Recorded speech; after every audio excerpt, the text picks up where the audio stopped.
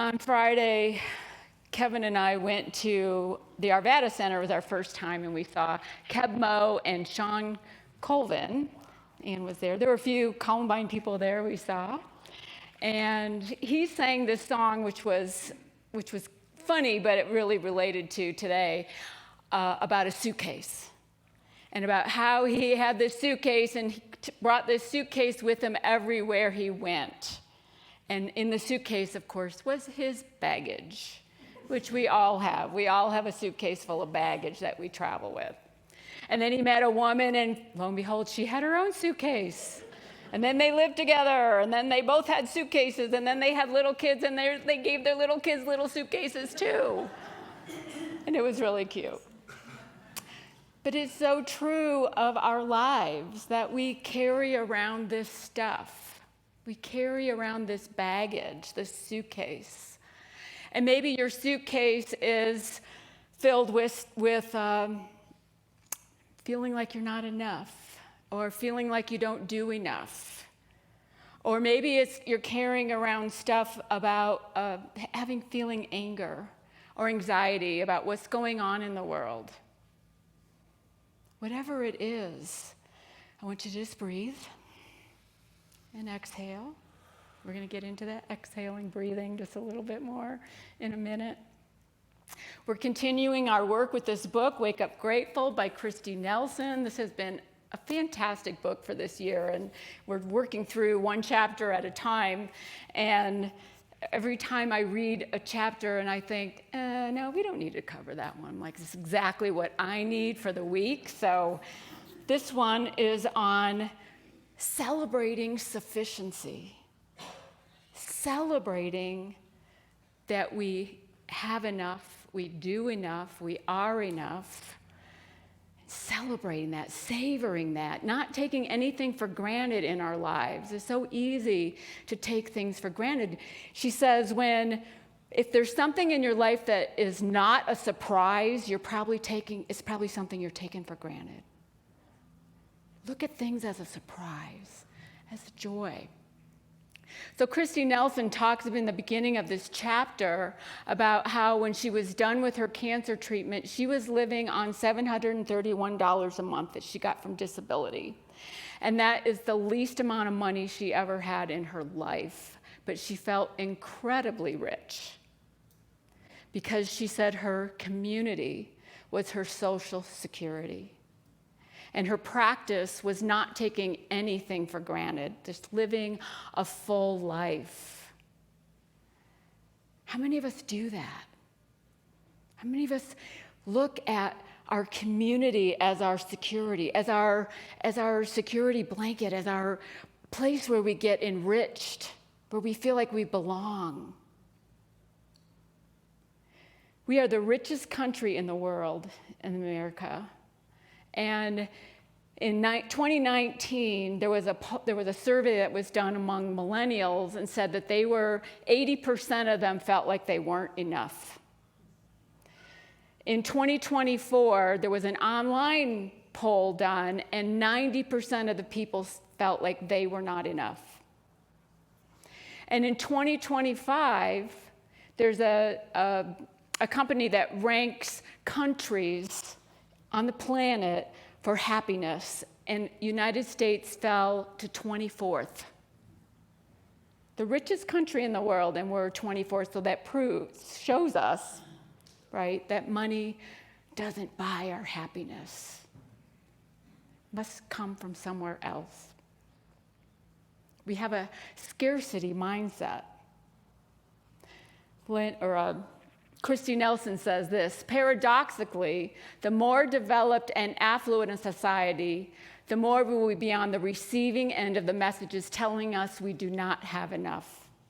It can be helpful to remember that this discontent is intentionally manufactured and targeted at us. The messages of lack can keep us invested in illusions of inadequacy and stuck in insatiability, no matter what we have. We aspire and acquire and end up empty. Anybody ever feel that way? We aspire and acquire, but we feel empty inside. So many of us feel like because we don't have enough or do enough, that we're not enough. We're not enough. And in the chapter, Christy talks about how we can shift that thinking, that it's a mindset, we can shift it. When we become aware of it, when we notice it, when we notice that our conversations are talking about not enoughness, which is, I know is for you English majors, I know enoughness is not a word, but it ought to be enoughness. Our own enoughness should be enough. Shift the conversation. Talk about different things.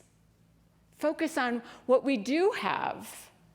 Our sufficiency, all the things that we do, we have a lot. Focus on that instead of the not enoughness. I read a book this week by Wayne Mueller, and it's called A Life of Being, Having, and Doing Enough.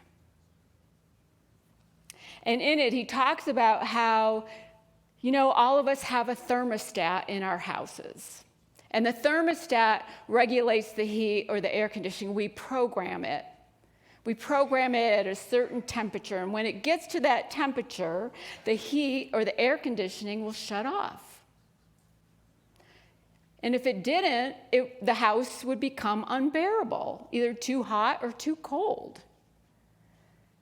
We all have, Wayne says, an internal thermostat to know when we've done enough, when we are enough, when we have enough, but in most of us, it's broken. We don't get that. It doesn't automatically shut off, and we are constantly on this wheel of not enough, not doing enough, not getting enough, not buying enough, having enough. He says this, perhaps like God, we exhale when we feel certain that our good and necessary work is done. What then is our work on earth? In a world gone mad with speed, potential, and choice, we continually overestimate what we can do, build, fix, care for, or make happen in one day. We overload our expectations on ourselves and others, inflate our real and imaginary responsibilities until our fierce and tender human hearts finally collapse under the relentless pressure of impossible demands. Anybody ever feel that way? Like you get to the end of the day and think about all the things that you didn't do, all the things you didn't finish, all the things you didn't check off your list. And he talks about in the book of Genesis, the very first book of the Bible, of the Hebrew Scriptures, when the Creator created the heavens and the earth and the sky and the land and the stars and all creatures and humans, and he gets to the seventh day, and he says, it's enough. And he said that the literal translation of that, when God rests, is, and God exhaled. God exhaled. Think about how when we take a deep breath and when we struggle sometimes to get enough air. I know when I'm running, like sometimes it's like, just got to keep breathing in more, faster, quicker. But we need to exhale. We need to exhale and pause and rest and know that we're enough. Know that we've done enough for the day, whatever it is. Wayne says that anytime we're invited to do something, some invitation comes our way, something to do or to have or to be, we should ask ourselves two questions. Is it something I would love, or is it something I could handle? And we only want to take on those things or do those things or have those things that we would love. And so often we take on things that we can handle. Well, I can handle that. I can do that because I can handle that.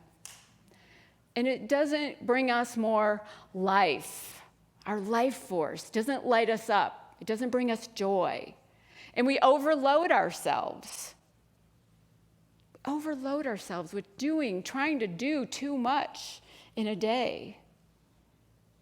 And as a result, when we don't get all that stuff done, then we look at ourselves and think, well, we're not enough because we didn't do enough.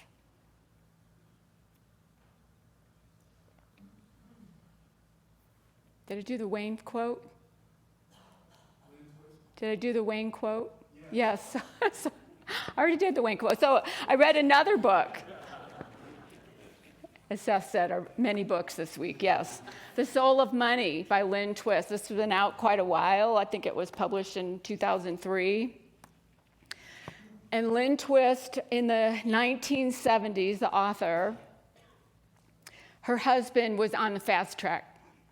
And they were making lots and lots of money, and he was, I think, in some kind of technology field. They were out in California, and they had 3 young children.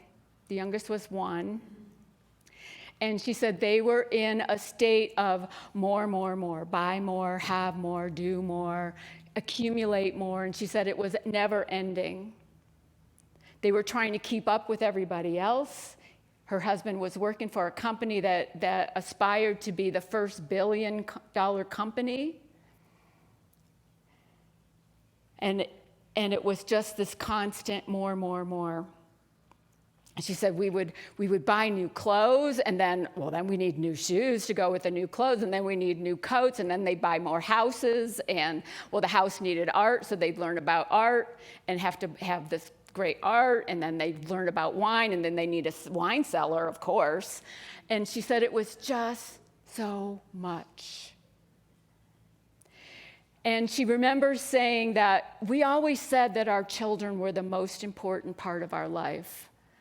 But we had nannies watching our kids, we had babysitters so we could go out every night, and we took these exotic vacations and left our kids at home. And of course, they provided a wonderful life for their kids, but she realized we're not giving them the most important thing, and that's our presence. That we need to be with them when they take their first steps, when they go to kindergarten. And she realized that they weren't there. She said in 1977, a new organization formed called the Hunger Project. And it was about feeding the planet. It was about, there were so many people in the world that didn't have enough food. And this spoke to her, to Lynn, to the author. It spoke to her because when she was a child, she remembered hearing about children in another part of the world that didn't have enough food, and she couldn't fathom it. How could people be hungry? Of course, she's living in California here in America. How can there be people who are hungry? And so when this hunger project came into her awareness, she got involved in it. And she said it shifted everything for her. It changed her whole life. She started to realize that the resources that they had could be shared instead of kept, instead of hoarded. And that brought her a whole lot more joy by sharing what she had. But she was caught up until that point in the myths of scarcity. And she says there's 3 of them. The first myth is that there's not enough. There's not enough to go around. And when we believe in this myth, we get to a point of us versus them. I don't want to be the one left not getting enough, so I'm going to make sure that I'm taken care of. The second myth is that more is better. And she said, when we get into that myth, when we get into that thinking that more and more and more is better,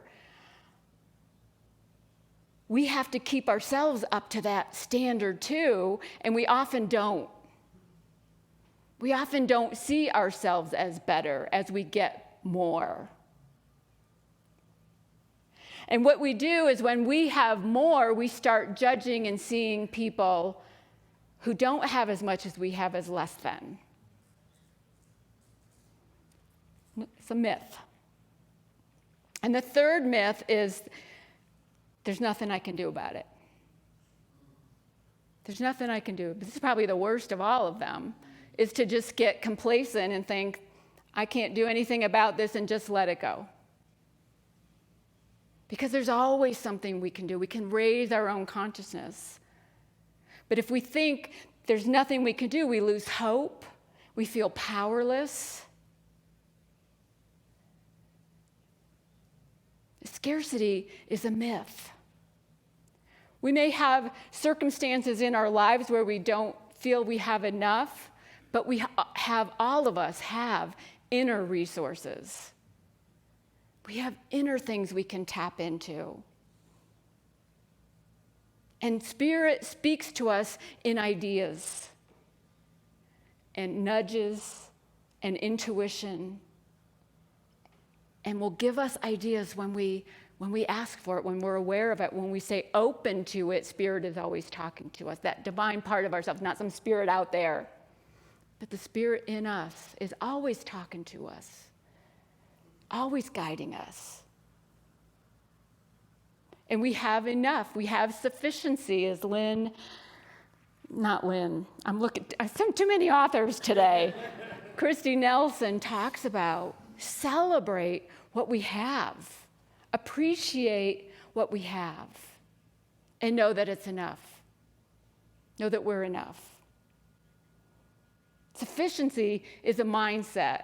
And Lynn Twist says this about sufficiency. Sufficiency isn't an amount at all.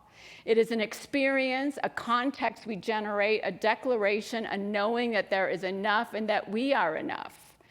Sufficiency resides inside each of us, and we can call it forward. It is a consciousness, an attention, an intentional choosing of the way we think about our circumstances. In our relationship with money, it is using money in a way that expresses our integrity, using it in a way that expresses value rather than determines value. Do we do that?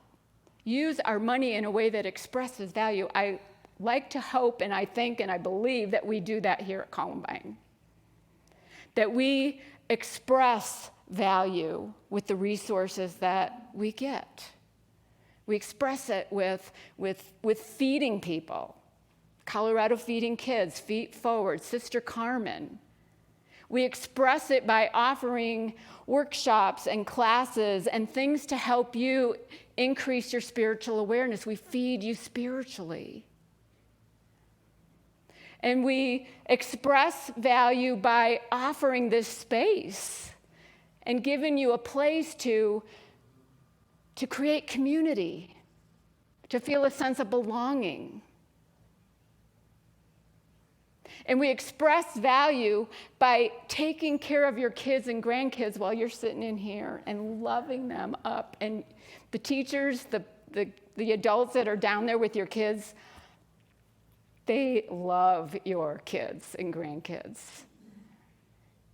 And the kids get to know, and I'm sure you teach them too, but they get to know for this 1 hour that they are love and they are light. And they have this enormous potential. And that's so important. So important to be raised with that knowing. I wasn't raised with that knowing. How many of us in here were raised with that knowing? So, John's raising his hand. He grew up in Unity, of course. So I hope that we express value, that you see that we express value with the resources we get. And I have to be honest, we run a very tight budget here at Columbine. Every month when we get to the end of the month and I see a net loss and my heart just sinks, and I have to remind myself of the vision. And I have to remind myself that we have enough, that I can hold that while looking at the facts, but hold that there's enough, that this ministry will continue on because it's important. What we do here and what you do with your presence here tells us it's important. So if you agree with me, I would ask and invite you to invest in this ministry with your time and your money. Those are the two things that point to how you set your priorities. Okay, exhale. I know, we talked about money a little bit. Take a breath. Exhale, exhale. I saw 3 different places this week of exhale, and it got my attention. The first was in Wayne Mueller's book where he said, "And God exhaled," in the book of Genesis. The second was a podcast I listened to, Mel Robbins, and it just came out this week, and the person she was interviewing was Phil Cook. And he's a musician, and he was talking about creativity and how we are all creative, but we don't see ourselves that way. Unless we're doing music or art or something in the fine arts, we don't see ourselves as creative, but we are all creative. We're all creators. And what we do with the ideas and the thoughts and the beliefs that we have in consciousness when we exhale, that's us being creative. And then the third one was another book that I picked up yesterday that I read a couple years ago by James Nestor. It's called Breath. This book changed my life. This book was amazing because it talks about how we don't breathe right. There are lots of ways to breathe. But for optimal health, we want to breathe through our nose, not our mouth. And we need to exhale more than we inhale. And so as we take a breath, and we often feel like, oh, I can't get enough air, and I feel like this when I'm working out. And I've had to train myself to work out breathing through my nose and not my mouth. But it's like the spiritual path. Exhaling, releasing, and we want to release more fully. The spiritual path is about releasing, not acquiring. More about releasing than acquiring knowledge or acquiring wisdom or acquiring, a greater sense of our divinity, which is all important, but it's more about releasing the things that don't serve us. And so when we exhale, we're releasing that carbon dioxide that doesn't serve us, but serves the planet.